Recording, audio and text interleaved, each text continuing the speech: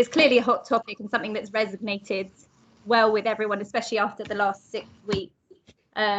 So, you know, I'm going to let the guys get on with this quick as soon as possible. I just want to say, you know, this session is really, it's not about the onboarding of individuals.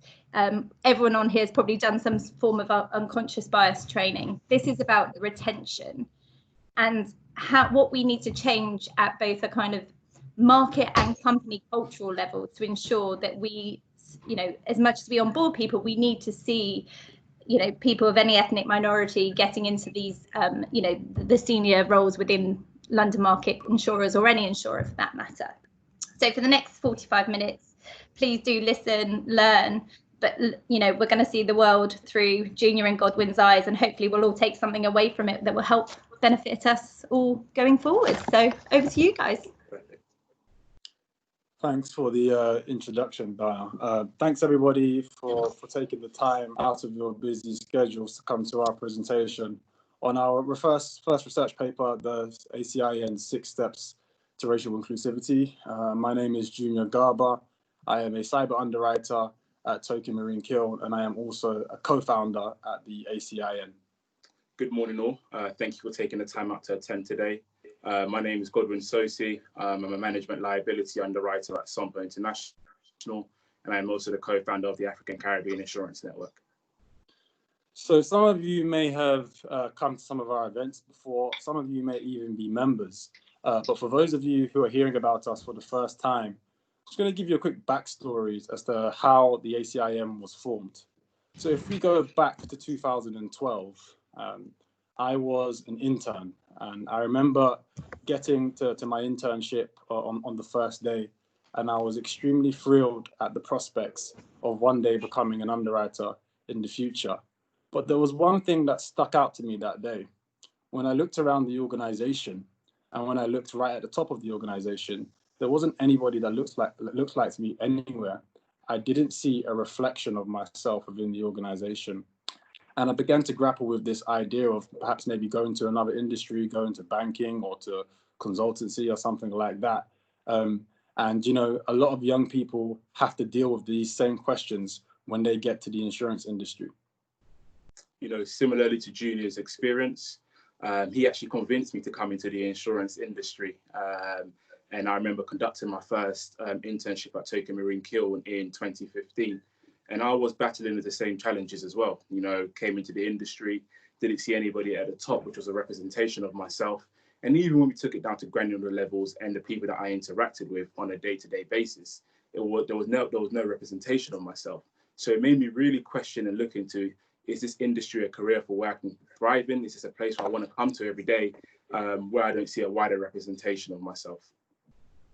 So fast forward to 2018, myself and Godwin were both working in the industry as graduates. And we still had the same struggles. So, you know, we clashed our heads together and we thought, how can we overcome these barriers? How can we make this marketplace more inclusive for people like ourselves? And what we decided to do was we decided to host a networking event for Black and minority professionals. So we drafted an email and we sent it around to all of our contacts. There was no marketing or anything like that. And we had about 50 people turn up on the day. And what we realized immediately was that a lot of these other minority professionals were having the same struggles that we were, and were also, you know, had the same frustrations that we had. And immediately, that isolation that people often feel in the workplace was turned on its head. And we had created a community of ethnic minority professionals. And we then realized that we needed to formalize this and turn this into a proper organization. So, you know, that brings us on to now, who are the ACIN? I mean, what are we about? What do we do?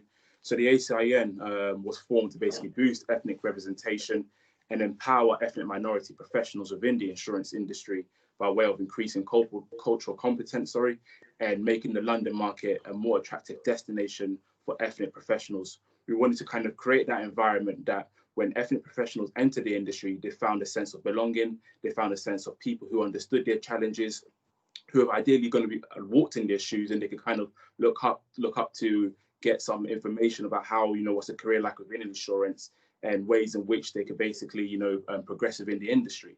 So with the setting up of this network, we operate in 3 different segments. The first one being our industry-focused research and study. The second one being our graduate recruitment, our internships and work experience. And the third one being our networking and events. Our network currently holds some 400 Black and minority ethnic insurance professionals. And that's also in addition to around 1,500 Black and minority ethnic students as well. So that brings us on to our next slide. And, so we launched the ACIN in March 2019 at an event in the Lloyd's Library. And one thing we noticed when we launched the organization was that, talking about ethnic diversity is quite a delicate and touchy topic. And for those reasons, we realized that we needed to create a safe space. And we also needed to create a respected platform where people in the market could talk about, can talk about ethnic diversity and can really make the real course of action that will drive change in this area. And we think, the need for that outlet was clearly evident when we had more than 200 people attend our launch event to talk about ethnic diversity and to make some calls to action. Shortly after that, we decided to build out our panel of sponsors. Our first 2 founding sponsors are Tokyo Marine Kiln and Lloyd's of London, who are our gold sponsors. And that was shortly joined by Travelers Insurance Company, who are an ACIN sponsor. And, we really wanted to engage the wider stakeholders in our industry. We didn't want it to be just about brokers and carriers, but we also wanted to engage the wider stakeholders. So we made the addition of international law firm DAC Beechcroft. And just yesterday, we made an announcement of a new gold sponsor, who is Fidelis Insurance Company. And that brings us on to our next slide, which was to help further solidify our position and our stamp within the industry. We thought we'll partner up with some organizations which we deem as key organizations within the industry. So the first one that we partnered up with was the CII, the Chartered Insurance Institute. Secondly, the Insurance Insider. We've been working with the Insurance Insider closely to facilitate events, talking on panels, to help educate their market as to some of the challenges that individuals face from a D&I perspective, and just creating that safe space and a platform where people can ask questions and we can provide the answers to some of the challenges that we face and how we can overcome them and how we can move forward and just advance the dialogue. And lastly, Romelda Ramor, which is a women's rights organization aimed to help combat social immorality. And moving on to our next slide. So this is the main part of the presentation, and I guess why a lot of you are here, is to talk about our first piece of research and study. We plan to do a lot more research over the next few years in collaboration with our sponsors. And this is our first piece. It's called the 6 Steps to Racial Inclusivity. And just to set the scene for you guys, I mean, right now we are in a very, very unique position where there is heightened awareness about racial injustice and the levels of underrepresentation of Black and minority ethnic individuals in our industry. And, corporations across the world have come out to express their solidarity with the Black Lives Matter movement and with the victims of racial injustice. And, for the first time, a lot of companies and companies in our market are actually beginning to look introspectively and are beginning to think about how the complexities of racial prejudice may impact their Black employees and their minority ethnic employees, how it impacts their day-to-day working life, and also how it may impact their entire corporate experience. And from some of the conversations I've had with HR directors, with chief executive officers, what I sense right now is a very genuine and sincere intention to take action right now, and to really make some serious calls to action. But how do we make those calls to action? We've seen a lot of companies issue statements on social media expressing their commitment to racial equality, but a lot of times, those statements are empty and there are no action plans to go alongside it. So what this paper does, it acts as guidance, it acts as a roadmap to action. And, the collective Black voice within the London market has never actually been amplified before. So for the first time, we are seeing the collective voice of Black and minority professionals in this industry amplified on this scale. So this paper is actually also a piece of history. And, to add to what Junior was saying, we understood the importance of, talking to our Black counterparts within the industry, and just kind of collating their thoughts and their efforts as to what they actually experience on a day-to-day basis. We understood the importance that it's hard to change something if you don't understand what's going on. So after following extensive research and consultation with over 50 Black professionals with over 20 different companies within the industry, we collated all of their thoughts and we put that into the paper. And then we used that as a recommendation to the wider market to act as a roadmap and a call to action of what companies can use and processes that companies can implement to enact change. So if we go to step number one is know, share, target. Develop, track, and report ethnic diversity metrics in the areas of representation, recruitment, retention, promotion, and pay. This is an extremely important step, which is why we've made it step number one. And I believe that the old management proverb of what gets measured gets done is really important when it comes to ethnic diversity. We know that if things are not being tracked, if things are not being quantified, if things are not being measured, the managers are less inclined to be committed to it. In fact, managers are more likely to revert back to old habits. And this is something that we want to try and avoid. So companies need to establish the right metrics and hold their organizations accountable to meeting them. Capture and publicize ethnicity data, including ethnicity pay gap figures. Set and publicize actionable, measurable targets to improve ethnic representation and eliminate ethnicity pay gaps. Now, we know that a few years ago, when the government mandated the gender pay gap, a lot of companies began to publicize their numbers, and there was a lot of media scrutiny and so forth, and companies began to take this thing quite seriously. We believe that if companies publicize their ethnicity pay gap figures, that this is likely to create the same effect. We're likely to see a shift in the behavior and in the attitude of companies towards racial inclusion. We know that just last week, Zurich made a great leading example to all of us in our market when they became the first insurer, and in fact, only the 16th company in the UK to publicize their ethnicity pay gap. And what they did was that they were very proactive as opposed to reactive. They said, hey, look, our ethnicity pay gap is 9.8%. However, this is our action plan to really examine the root causes of ethnicity pay gaps. And this is what we're going to implement to really drive down these numbers. And I think that's an approach that all of us should be trying to adopt in our market, is to be proactive as opposed to reactive when it comes to this topic. We know that, it can be quite scary thinking about publicizing these numbers, but if we have the right action plans to go alongside it, then that makes things a lot easier. And I would encourage, all HR professionals on this call right now. I would encourage all people to speak to their HR professionals and really hold them accountable to publicizing these numbers. Lloyd's have actually put out a really, really useful toolkit, which helps companies to collect the data in the correct and proper way, and also how to report the data too. You can find that on the Lloyd's website. It's called the Data Collection Toolkit, and it's accessible on their website.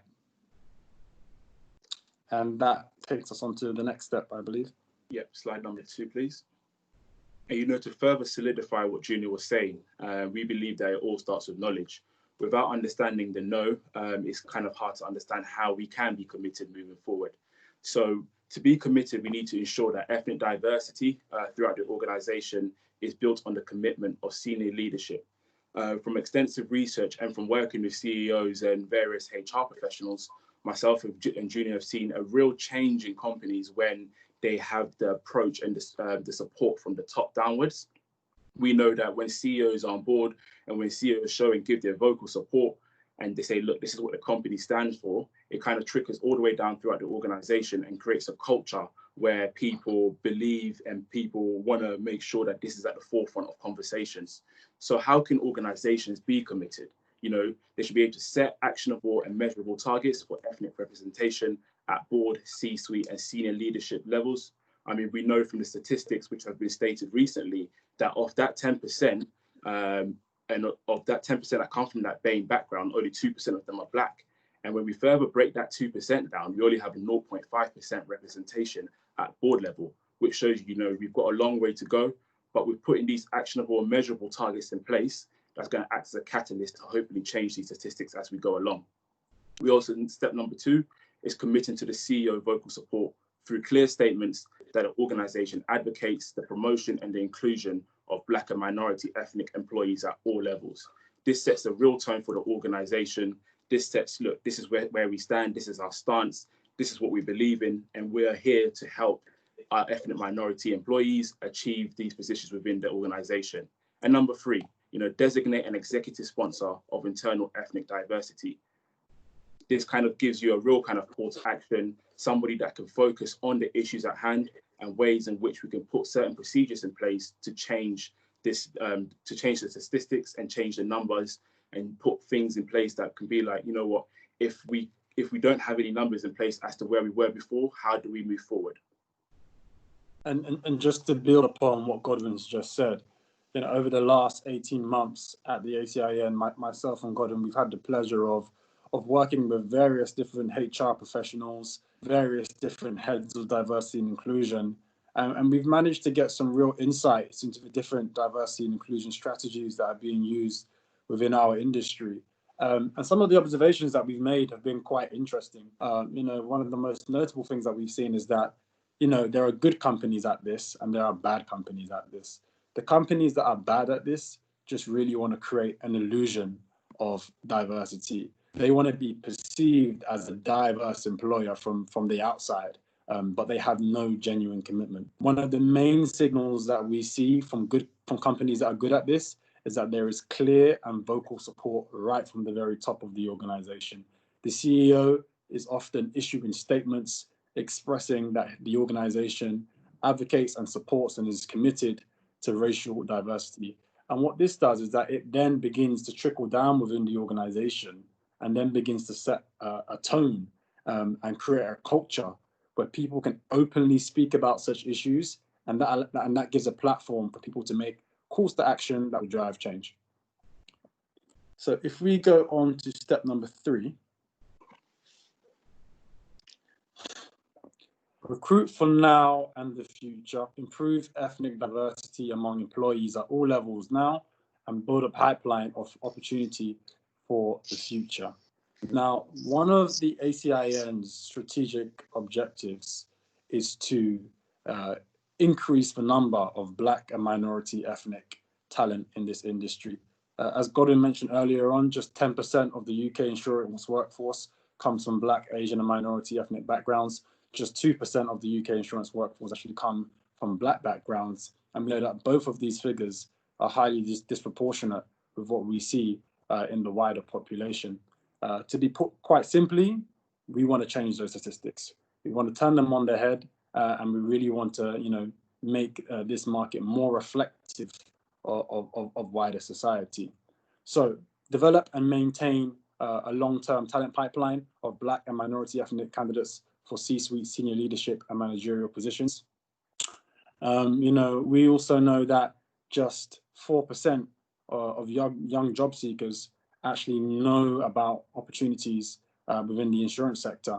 And, you know, the London market is currently suffering from an aging population and also a talent shortage. And I suppose, you know, in the spirit of changing that, what we did last year was that we launched the largest careers fair tour in the history of the London market, where we went out to 13 plus universities across the country using volunteers from the London market. And I suppose the real purpose of the careers fairs tours was to educate students on the different career paths they can take within the insurance sector, to open their minds up and to help them make that transition in their thinking from, I just want to go into investment banking, I just want to go into consultancy, I just want to go into law, to hold on, there's actually a whole world of insurance out there that will allow me to have a thriving career, just as I would have if I went into any of the other different financial services. So again, yeah, implementing development programs that create paths for Black and minority ethnic talent to reach senior leadership roles. For a lot of ethnic minority professionals who are in the middle phases of their careers, they actually struggle to break into that next category. And oftentimes their employers don't know about the cultural struggles that they may be having within their organizations. So in collaboration with Lloyd's, the ACIN is launching the Accelerate program. And this program is essentially designed to take ethnic minority professionals who are in the middle phases of their career and act as a stepping stone to get them into the next phase of their careers. And that program is going to include things like CEO workshops and CEO mentoring. And the aim here is to really establish Black and minority ethnic talent into the leadership pipeline. So please do keep a lookout for that. And hopefully, you might be able to get some of your employees onto that program. The next point is to scrutinize traditional recruitment channels and to begin to work with diverse recruiters, Black and minority ethnic jobs boards, and to commit to blind recruitment processes. We've been working with various partners in the industry, allowing them to tap into our expansive talent pool of diverse young candidates. And we would encourage HR professionals to think about how they could be doing the same thing. How can they get more diverse talent into their organizations? What different sources and channels could they go through to achieve that? And that brings us on to step number 4. Yep. So step number 4 kind of acts as a way that we can kind of move forward once we've actually brought these people into the industry. Step 3 was more so about attracting that talent. But, once we get them into the industry, how do we retain these people within the industry? We have to create that culture of inclusion, create that culture of a sense of belonging. We have to create that culture where people feel like they can turn up to work every day and be themselves. I mean, we know that for many years, the insurance industry deals with high levels of acculturation. These are issues where people who may not come from specific demographics or specific backgrounds have to deal with day-to-day challenges within the corporate environment. When I first came into the industry, similar to Junior, there were certain things I didn't do. I didn't play golf, I didn't play tennis, didn't ski. I didn't really drink beer, but as a result of being in the industry and wanting to do well, there are certain habits and traits that you have to pick up as time goes on. And it's almost like if you don't do that, your career within the industry is short-lived. So the ACIN as a network is we're working very hard to kind of hammer on this point of a culture of inclusion, because we could bring all the talent into the industry, but if there isn't a culture and a sense of belonging once they get in, it's only a matter of time before they get up and they leave to go to your banking and so on and so forth. So create a workplace where race is recognized but irrelevant. Leave language such as BAME behind and begin to distinguish between ethnic groups and different challenges they face, and review all organizational artifacts and remove any with racist connotations. So with regards to the first point, BAME is such a broad category. Within BAME, there's different ethnicity representations of what people face on a day-to-day basis. And it's really kind of breaking down that BAME statistics and saying, look, what do our Black counterparts face on a day-to-day basis in difference to what do our Asian and other minority ethnics face, and really kind of working on those granular issues to enact change. Establish ethnicity as an independent D&I stream with a dedicated strategy and budget. Commit to research projects that examine and raise awareness about the complexities of racial prejudice in the workplace, and really develop and sponsor employee resource groups. To create this culture of inclusion, we need to invest in diversity training. We need to be able to listen to our employees. What challenges are these employees within the working environment facing? And once we've got all that information, we can then kind of have a call to action and a plan in place to really enact that change. And just to solidify what Godwin has said, we know that this market has had a problem for a very long time of retaining ethnic minority talent within the industry. And a lot of those problems actually come from cultural issues.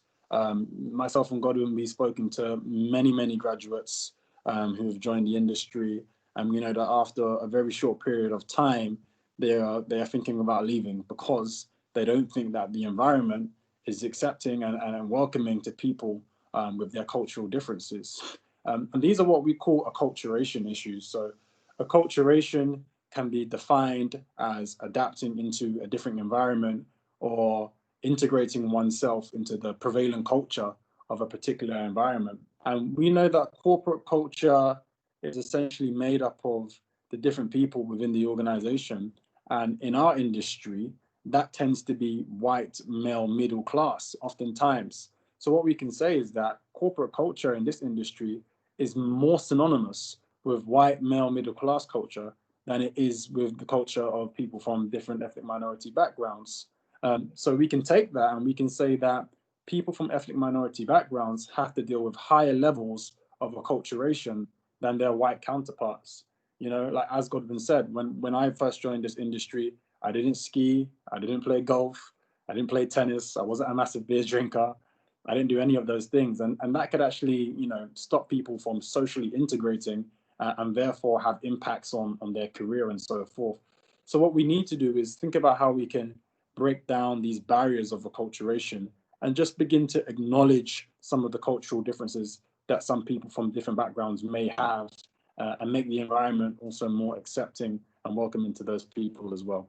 And to add to what Junior is saying, you know, we get different individuals from all walks of life. And, you know, these different individuals have, you know, different issues that they face on a day-to-day basis. We're really trying to hammer in on, you know, how do we feel like we can be ourselves when we come into the office? Because 9 to 5, 5 days a week is a lot of time you spend in the office. And if you have to ideally put a costume on or put a camouflage on of someone you're not, it's going to be kind of hard to maintain that persona. And then after a while, you're just going to get up and leave to go somewhere where you feel like you can be yourself. So as a network, we're trying to work really hard with our sponsors and the HR professionals and even some of the executives that we talk to on a day-to-day basis of how, you know, together with the network, we can create that culture of inclusion and that sense of belonging. So moving on to step number 5, which is to train and to develop. Just having some technical difficulties there. So step number 5, which is to train and to develop. You know, at the ACIN, we believe that the education component is one of the most important components of the work that we do. And we know that to deconstruct any kind of negative racial narrative, education has to be involved somewhere. And whether we like it or not, we all bring our own unconscious biases into work. And if we're going to eliminate those, we have to go through the process of education. So we would encourage companies to mandate advanced unconscious bias training for all employees with an increased focus on racial prejudice. A lot of the training that we've done in this area tends to be quite light touch and doesn't really address the root causes of some of these issues. So we need to have more in-depth training in these areas. Also, implementing structured and reverse mentorship programs for Black and minority ethnic employees. And I think we all know that when it comes to mentoring, that, you know, the expectation is for the mentee to tap into the mentor's skills, experience, expertise, and so forth for their own benefit. But I think when it comes to this topic, I think we need to flip that on its head. And perhaps the mentors should be tapping into the mentee's experience and getting, you know, their insight on what it's like to be an ethnic minority professional in this industry, what lessons they can learn, how they can, you know, learn about, you know, the Black corporate experience in this industry, and then using those lessons to inform their leadership decisions, to making sure that they're also thinking about the different ethnic groups within their organizations when they're making leadership decisions.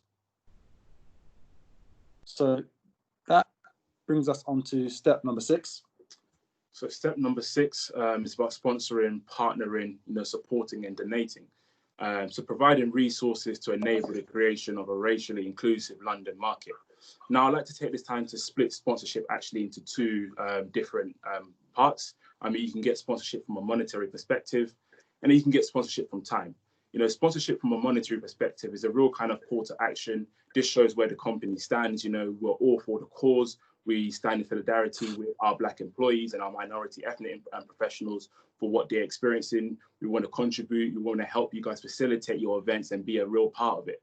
But another part of sponsorship is also, senior people within the organization dedicating their time to individuals, because there is like what we said, a lack of individuals from minority ethnic backgrounds who do obtain senior positions. So by leveraging the knowledge from these people that are in senior positions, and then really kind of working with their ethnic minority counterparts who may not be in those positions yet, and mentoring them, helping them, giving them their time, it kind of cuts up that path for them to kind of say, look, this is the path that I took. What are the challenges that you're encountering along the way? And how can I help you to kind of bring you up?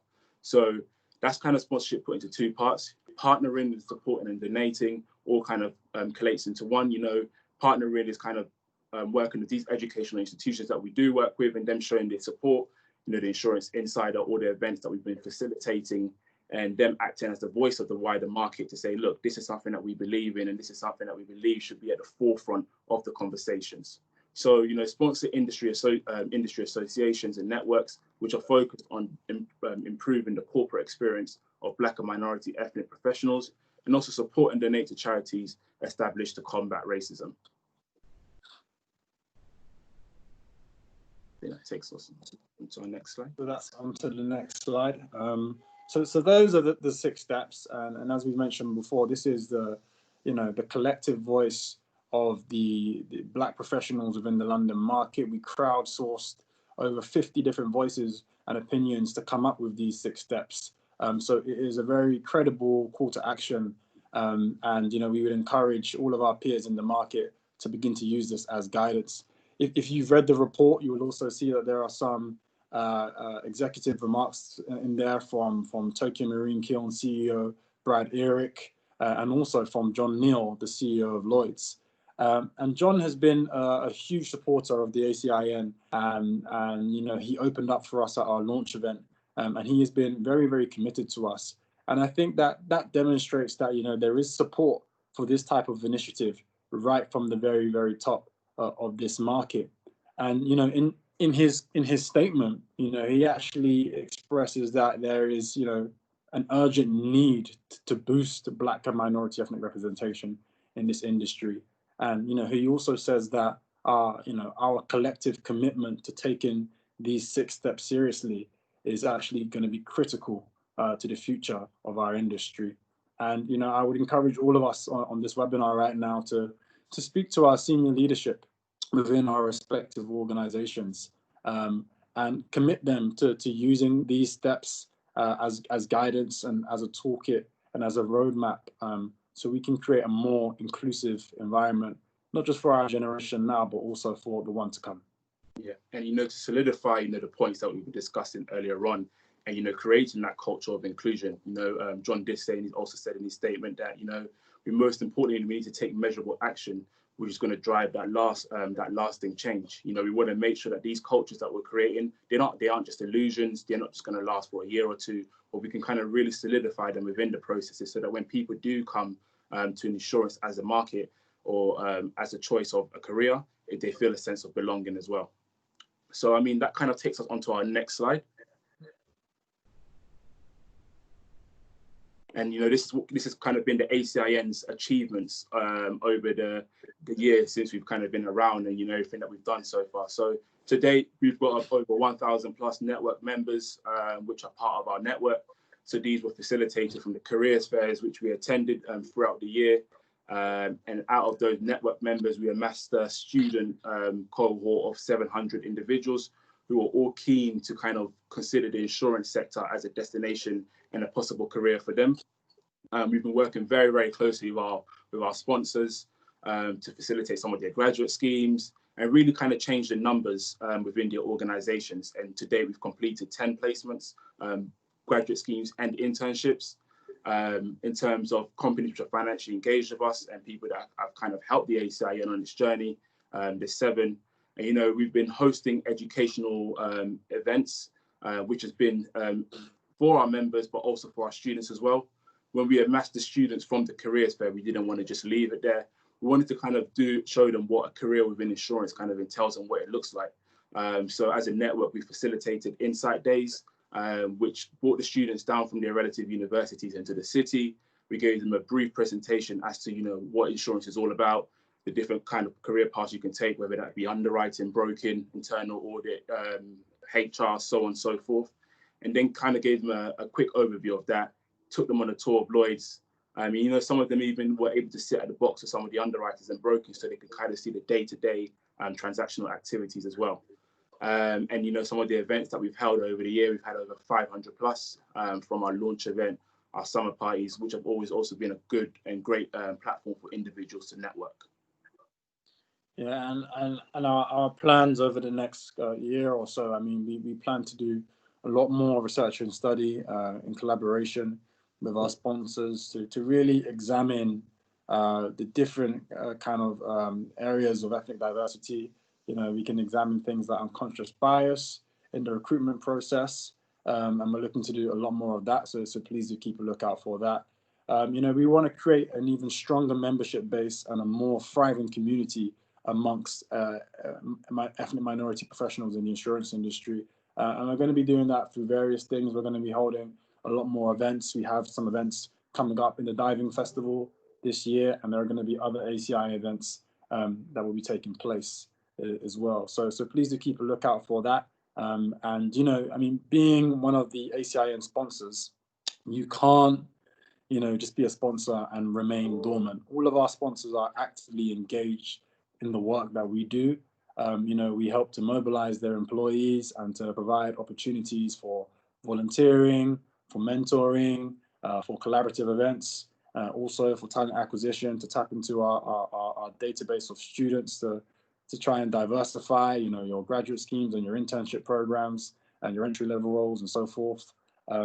So please, if you're interested in becoming a member, you can sign up on our website, which is at the www.theacin.co.uk. And to become a sponsor, you can send an email to aciadirectors@gmail.com, and we'll be in touch to follow up with a consultation. And just to touch, you know, what Junior said, we really encourage everybody to kind of get involved, whether that be from a sponsor perspective or even from a volunteering perspective.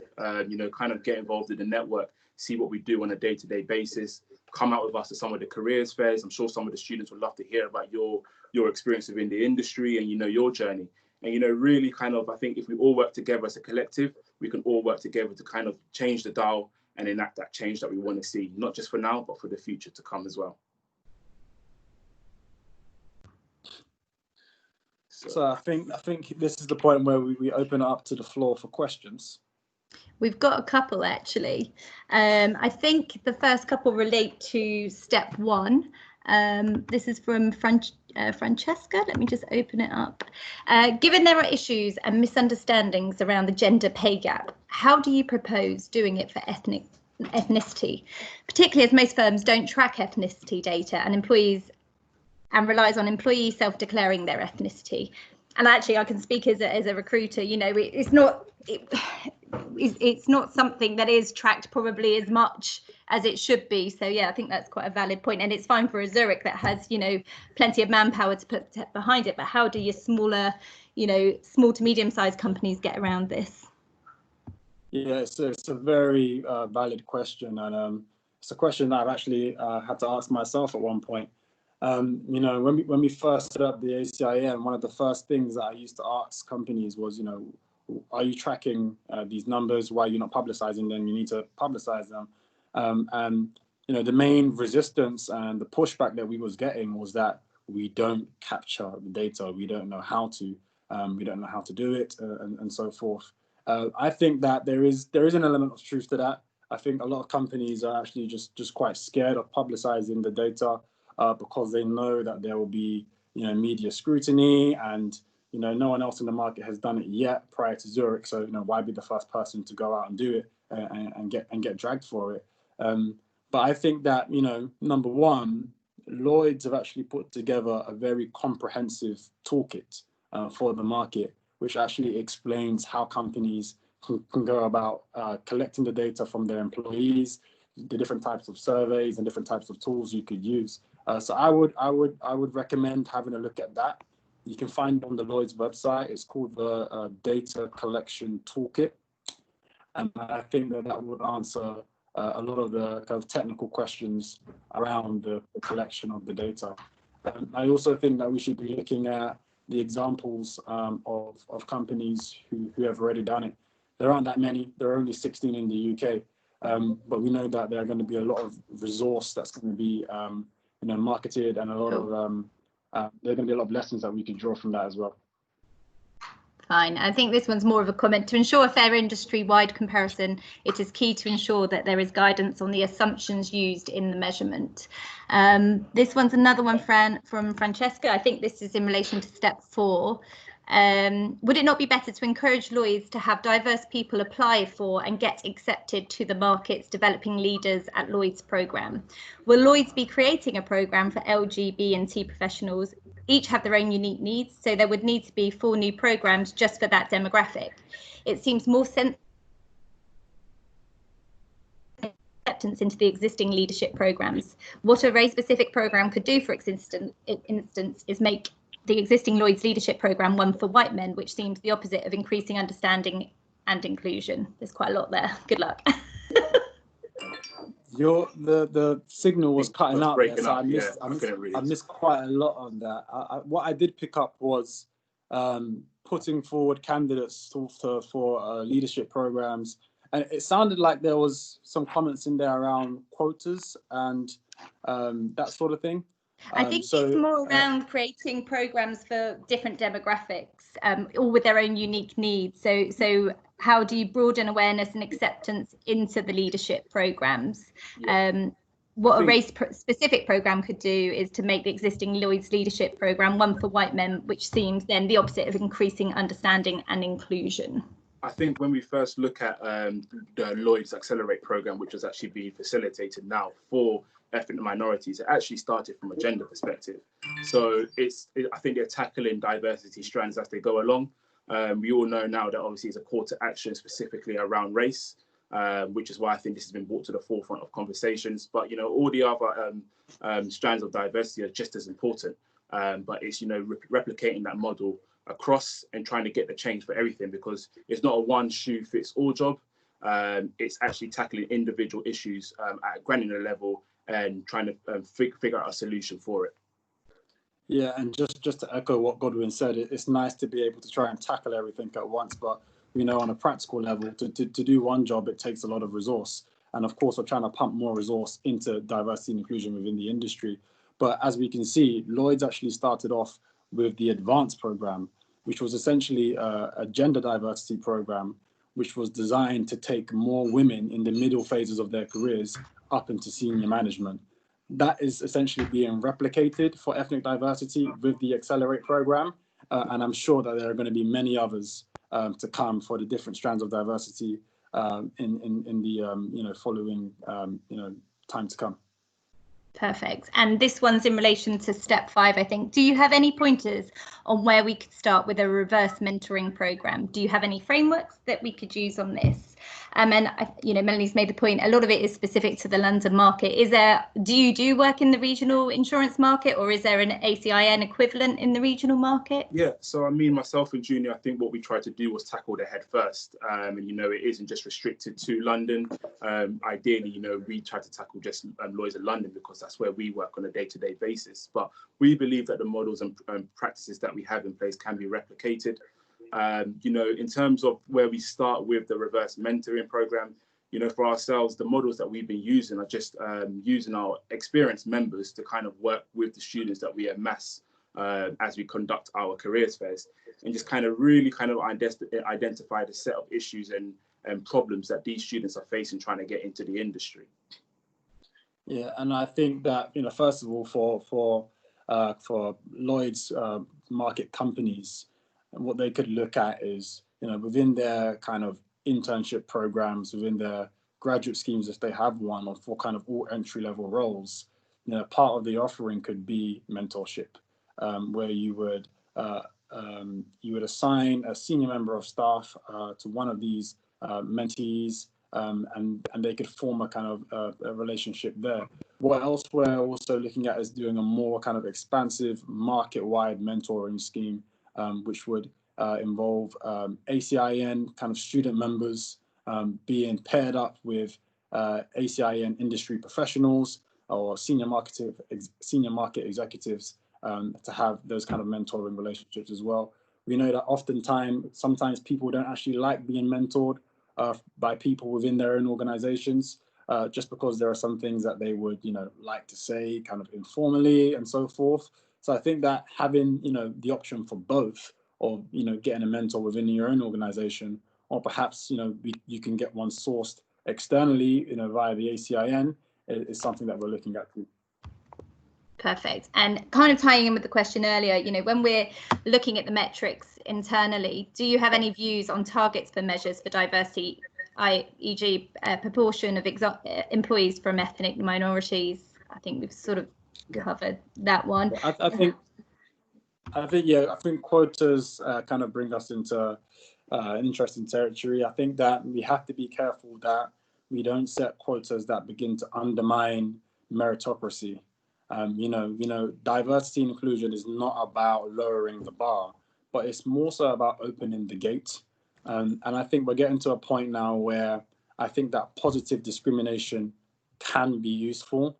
And I think that we should, set targets as opposed to quotas. Set targets with clear action plans saying this is how we plan on getting here, and holding ourselves accountable to them. But I think by just setting, direct quotas with no action plans, what we're doing is we're setting ourselves up to undermining meritocracy within our organizations. Yes. Yeah. And, to echo what Junior said as well, when the ACIN from the top down as well, that's the key thing, isn't it, to all of this? Yeah. Perfect. And I think this, I think the next one, I think actually it's from one of the members of the network. I've got a few.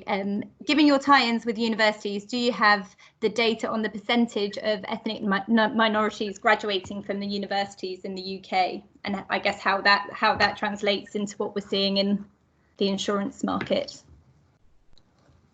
Did I break up again? Yeah. Sorry, can you say that again, please, Donna? Sorry. Given your tie-ins with the universities, do you have the data on the percentage of ethnic minorities graduating from university in the UK? So we don't hold that data per se, but what we do have is all of the students that we amassed when we did our careers fairs. They've all signed up to our network, and we've tracked whether they are graduating this year, during the second year, first year, or post grads. And we're working with the ones that are graduating this year closely to facilitate some workshops to kind of get them ready for the working world and for their careers at hand. Yeah, and we do plan to begin to start capturing more data. Right now we are capturing data from our students when they sign up onto our network, which looks at what degree classification they have, what they're studying, what year of university they're in. But as we begin to build stronger relationships with different academic institutions, we're beginning to open up those conversations around data and the different types of MI that we can get from them. That will help us to make more strategic decisions. As Godwin said, we don't currently have that data, but we're definitely moving in that direction. Somebody here has asked for the list of the 16 companies. What I was going to suggest, actually, I meant to say this at the beginning. Junior and Godwin have asked if we can pass all the attendees' information on to them so that they can get in touch with you all. Perhaps if you can include the 16 companies, if you have that to hand, you can include that in that follow-up. A number of industries have been urged to fix the structural racism that exists in their organisation. For example, media, creative and tech companies. Would you say the insurance industry has elements of structural racism?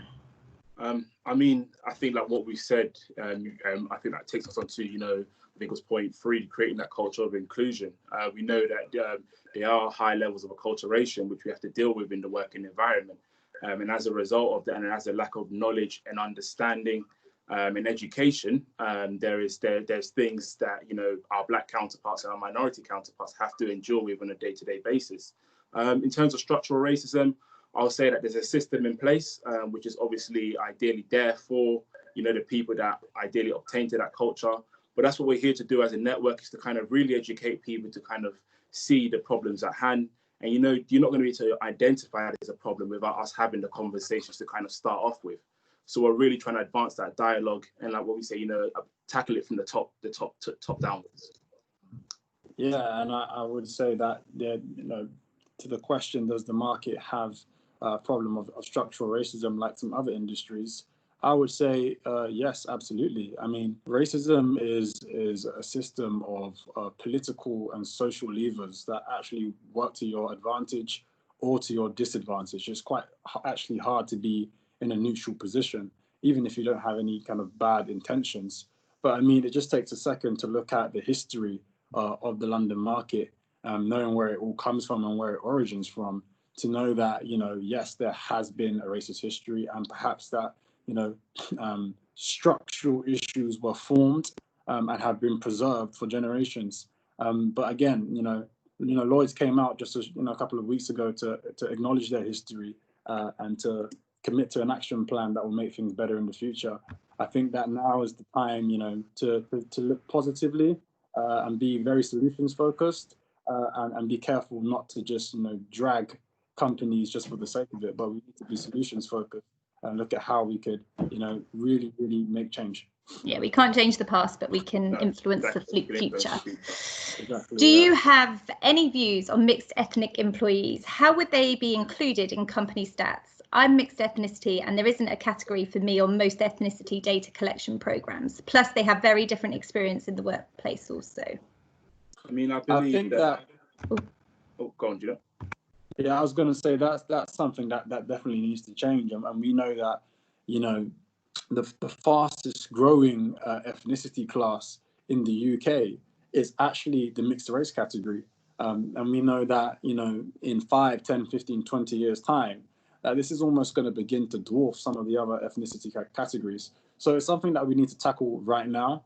I definitely think that when it comes to data capture, that we need to including the right categories to capture this type of ethnic group as well. And again, that's something that I think I'm probably going to be speaking to a lot of our sponsors and partners about, really looking into whether this is something that they're capturing, and if they're not, how can we go about doing this going forward? I think it's also about, you know, starting to have the right positive conversations. So, you know, people that are from those mixed backgrounds, you know, us really starting to understand the challenges that they're facing, and, you know, really trying to start to tackle this. So like what Gina said, myself and Gina will definitely be facilitating some of those conversations, you know, as we go about on our day-to-day with these HR professionals and senior execs. Which kind of, the other question we've had is, are there similar networks of Black insurance professionals across the UK? I don't think there is. Yeah, there is a variety of them. There's a lot. And I think that, it's always good to really make some kind of cross comparisons to what we're seeing in other industries. In the UK, there are several other groups. We have our friends at the Black British City Group, which are essentially an organisation set out to boost ethnic representation across financial services.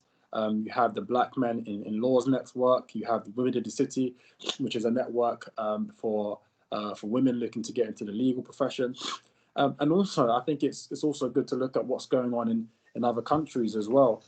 Myself and Godwin often go out to the US to meet with the National African American Insurance Association, NAIA. And they are an organization who's been around for more than 25 years in the USA. And their job is to essentially boost Black representation in the US insurance market. They have about a panel of 25 sponsors. You know, all of the big, you know, insurance heavyweights are their partners. And they provided some really good insights into the challenges that they've faced and how they've overcome them over the last 25 years.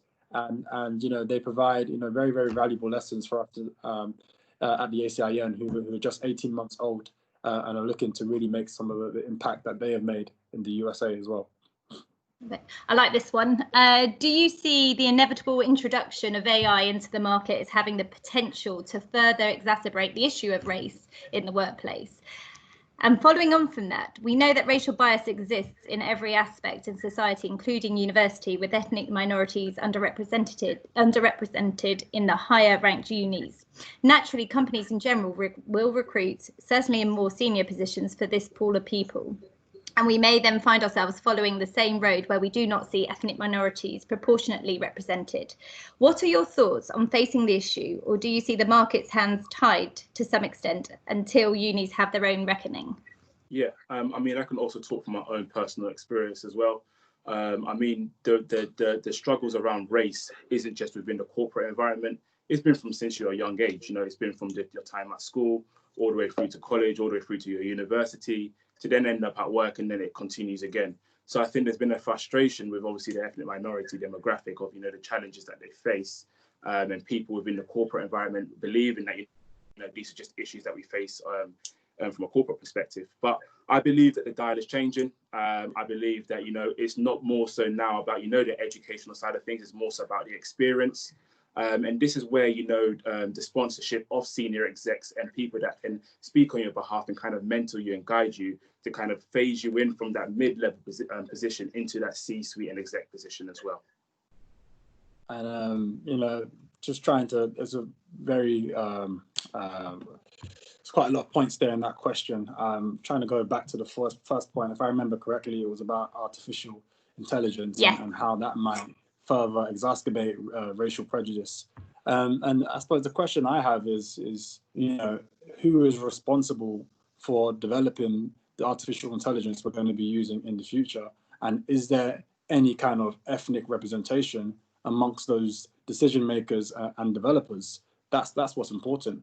You know, I've got a friend who runs an organization called Color in Tech, and his objective is to make technology more inclusive, because it is an area that really underpins society and influences how we all engage with each other. And I think, you know, the questions we need to be asking is, how do we get more ethnic minorities into technology, into, you know, jobs as developers and decision makers? And his approach is, you know, he's provided courses for thousands of young minorities to teach them about artificial intelligence, teach them about coding, and really create clear pathways for them to get into those positions. So again, you know, artificial intelligence in itself is neutral, but it's more so about, you know, whose hands it's in. And if it's in the hands of a diverse group of people, then it should be beneficial to us all. The second question, part of the question, I can't quite remember. I think it was about university. Yeah, it was. Hang on, it was a long one. Let me go back up. Naturally, companies in general will recruit, certainly for more senior positions from, oh, sorry, hang on, I've gone too far down. Following on from that, we know the racial bias exists in every aspect in society, including in universities, with ethnic minorities underrepresented in the higher ranked unis. Naturally, companies in general will recruit, certainly for more senior positions, from this pool of people. And we may then find ourselves following the same road where we do not see ethnic minorities proportionally represented. So what are your thoughts on this issue? And how do you see the market, how can the market respond to it until unis have better representation? I think that there are lessons we can learn from other companies in this area. First of all, I think we need to scrap the idea of just looking at Russell Group universities.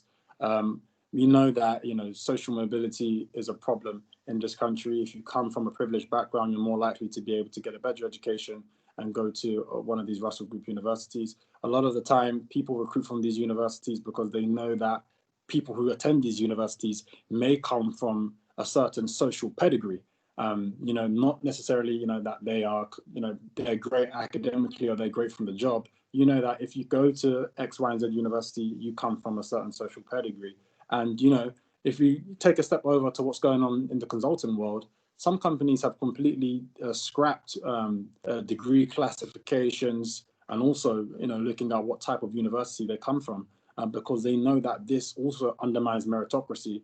Perhaps it's time the insurance sector looks across at what's going on in other industries and learns lessons from what they're doing over there. Perfect. Another one. I recently, and to think I was worried we won't get many questions. I recently heard that Lloyd's Syndicate is looking to introduce the Rooney Rule for their recruitment policy. What is the ACIN's thoughts on this approach, and do you think it should be adopted market-wide? I would like to know what I was hoping you were going going to know, because I did not have a clue. Okay, maybe somebody could Google that for us, and we'll come back to that one, because it sounds it's an interesting. I'm not entirely sure what it is. Probably as a recruitment person, I should. Lots of thanks for the presentation.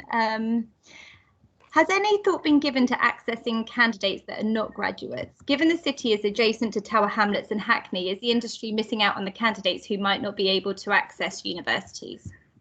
You know, yeah, 100%. And myself and Junior, you know, when we set out to build the student vehicle and the engine behind it, ACIN, we just wanted to kind of capture people from when they were in the prime of making their decisions into what they're going to do for the future within in terms of graduate perspective. But also as part of one of our objectives is actually work experience. And, you know, we understand the importance of getting some of these kids from, you know, pre-university to kind of give them an insight into, you know, the industry, what it's about and what it entails. So, you know, as we're moving along and as we're growing more, we're going to be facilitating a lot with our work experience programs, working with some of these schools and surrounding areas to kind of bring these kids into the city and give them like a short snippet of what it entails in the insight days and, you know, potential careers. It may not be that you have to go to university. You know, you can come straight from, you know, your A levels and come in as an entry level, do your CII professional exams and still make your way up as well. Yeah. And a common trend that we're seeing now is that a lot of the larger companies are trying to launch apprenticeship programs where you don't need a degree to get onto one of these programs. Again, what does the talent pipeline look for these programs? We're not too sure. They're just going, you know, via the traditional recruitment channels. But you know, how do we get some of this talent from areas like Tower Hamlets and get them into the pipeline for apprenticeship programs like this? The answer is, you know, organizations like the ACIN who have a network of students pre-university, college level, and at school level. There are also organizations like the City Brokerage who actually work with the Borough of Tower Hamlets to get more of those younger students onto their networks. They also work with boroughs like Lewisham. I myself came through the City Brokerage, and that's how I got my opportunity into the industry. So again, there is places for these students to go in the apprenticeship programs. We need to look at how to establish them into the pipeline for these programs by working with the right organizations like the ACIN and the brokerage and so forth. Yeah, I think there's quite a lot of companies in the London market using the brokerage now as well, which is great. Do you think the insurance market has actually improved in terms of BAME? Overall, it is overall in the city, it's so lowly represented, and why is that? I think it's definitely improved, but I think we still got a long way to go. I think, like what we said, the reason why, you know, we've created a culture now where we can, you know, through the facilitation of having people like the brokerage, the ACIN, you know, we're bringing the talent into the industry, but we've got a real problem of retaining the talent now because a lot of people, they tend to do some of the graduate schemes and then they realize, you know, after 2 to 3 months, you know, there isn't really a culture of inclusion for me here. This isn't for me, let me make the switch. So I think if we look at, you know, where we was, I mean, 2 to 3 years back, and even certainly when I came in 2015 and I look at where it is now 2020, I definitely see a lot more ethnic representation, but we have got a long way to go. And I think the long way to go is more so around the retention and the promotion. Yeah, I think it's quite difficult to track. The last numbers we had was in 2017 from the post-insurance census, which said that just 10% of the UK insurance workforce came from Black, Asian, and minority ethnic backgrounds. We don't have the latest numbers, so we can't, you know, affirmatively say yes or no. But what we can say is that we know that the narrative has definitely changed. When I joined this industry, to talk, you know, a lot of the conversations, diversity conversations, were heavily focused on gender diversity, and you know, they didn't really expand into the broader aspects like ethnic diversity. And at that time, you know, talking about ethnic diversity was quite uncommon. It made people feel quite uncomfortable. But you know, we launched the association last year. You've also got organisations like ICAN And I feel like collectively we have helped to change the narrative, and we have made it more mainstream. So what we can say is that the narrative has changed. Have the numbers changed? We can't affirmatively say yet, but we believe it's heading in that direction. 100%. And I think there is a broader representation of, ethnic minorities, like what Junior said with, the likes of ICAN and ACIN. And, I think the beauty of having these networks in the industry now is that, look, we're here to create a safe space for everybody to kind of talk about these things openly, have an open dialogue about it. There is no right or wrong answer. If you don't know, we can't improve. So we really want to kind of hammer and say, look, if you guys have any questions, there's anything you want to ask us, always feel free to come and ask us, and let's just have a conversation about it. Yeah, no, and perfect. And I guess for this one, you're going to have to give us maybe a utopia and maybe a kind of a sensible number, or not sensible, but kind of what you really, what you hope it would be. Given the 15% of UK population is from Black and minority backgrounds, but 40% of the London population is Black and minority based, what would be an attainable target for senior management and CEO level roles to match the population groups, or strive for higher percentage? And as we said, this has got to start somewhere, right? But if we think, in 10 years, 5 years time, what do we want it to look like? 10 years time, what's the goal here? I think I don't want to complicate it too much, but I think, to be put simply, I think that the workforce, the aim should be to make it more reflective of the society we live in, and in the city that we're living in. So if we're saying the number is 20%, 30%, 40% ethnic representation in the city, then that's exactly what we need to be aiming for. And I would leave it there. Yeah, and I also think, to add to that as well, we want to start looking like our client base and looking at the people that we interact with on a day-to-day basis. We know insurance is global. Insurance isn't just limited to the London market. So, in order to enact that, we want to start having people who represent, ideally, those categories. And I now know what the Rooney Rule is. It's a National Football League policy that requires league teams to interview ethnic minority candidates for head coaching and senior football operation jobs. So if we go back up to the question, I think somebody was suggesting that One Lloyd Syndicate is adopting that policy, and do you think that's a good one for all companies to follow? Yep, I agree. I definitely think that that's something that should be mandated market-wide. If you look at step number 3, which is recruit for now and the future, the last point is to make sure that there is a diverse set of candidates presented for all key positions. And I think that, that's something that we definitely need to do. If we know that we're recruiting for a key position, we need to ensure that there are diverse candidates amongst the panel, just to make sure that, the gate is opened. As I said before, diversity inclusion is not about lowering the bar, it's about opening the gate. Yeah, it's just about equal opportunities for everyone. Perfect. Then I think this is one of the last ones now. Has ACIN contacted those people of colour that are already in senior positions as a way of showing role models and demonstrating progression is attainable? 100%. Yes, it's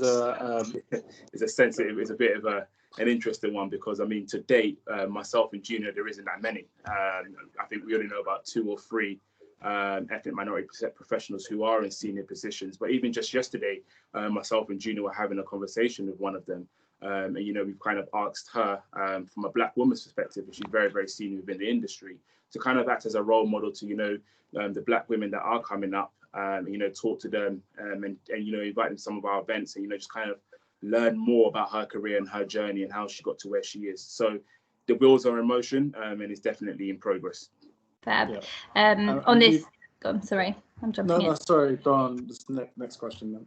No, I was just going to say, somebody's added in here the details of the brokerage. Lots of people telling me what the Rooney Rule is. I should have known that. But I think that really concludes the questions, guys. But so many comments in there saying what a great session it was and how informative it was. So, fingers crossed it doesn't end here, and everyone, takes your points forward and starts to make changes. Yeah, and on behalf of the ACIN, myself and Gino, I'd like to say a massive thank you for everyone that attended. And if there's any conversations you guys want to have moving forward, just feel free to reach out to us. We want to create that safe space. We want to have these conversations. We really want to advance the dialogue around race and around the Black experience within the corporate environment. And remember, there is no right or wrong way. We just have to start the conversations.